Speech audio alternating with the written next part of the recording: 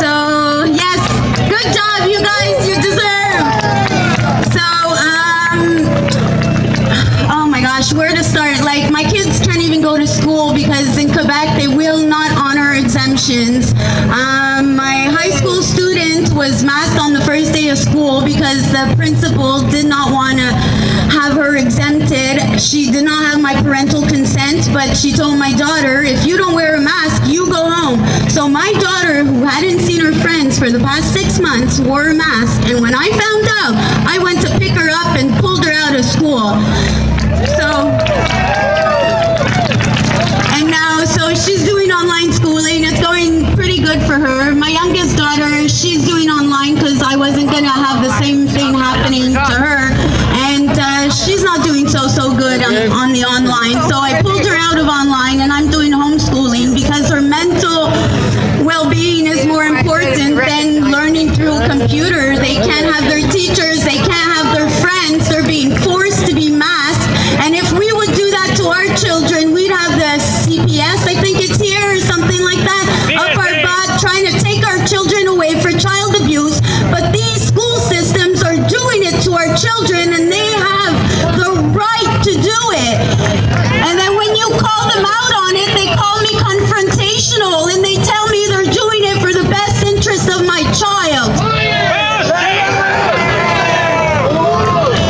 I was at the protest on October 3rd, and I was supposed to speak there, and this is when our protest was deemed illegal by our public health in Quebec, which these people just use green, yellow, orange crayons to color the map of Quebec, tell us which zones are which zones, and you're not allowed to travel from a red zone to an orange zone to a green zone. Our restaurants are closed, our gyms are closed. The only thing that's really open are the schools and the businesses. And the government has even told us that there's no back to normal until June 2022, people. Okay? So, yes, and that's it. I was in Rimouski, and these UN people came out of 2 Voyager buses, all armed up, no identification. All they had were red rectangles on their right shoulder. They had numbers in their back, and they were pushing a perimeter all around us, and if we didn't go, they made it clear that they had 3 buses waiting for us. So since then, the protests in Montreal have really died down. Last week they did a convoy, because if we do a convoy, we're social distancing, and we don't have to wear a mask in our car. So about 1,000 cars went up and did that. But I mean, the police there are ticketing people, and it's $15,000 the ticket, whether it's social distancing or the mask fines.